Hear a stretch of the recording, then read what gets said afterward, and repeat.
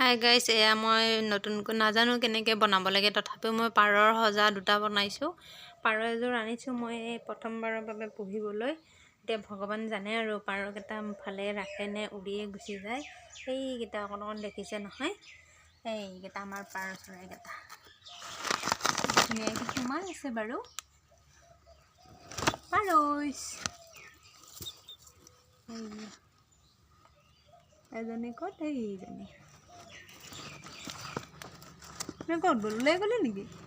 অঁ নাই, যাই আছোঁ। ক'ত আছে?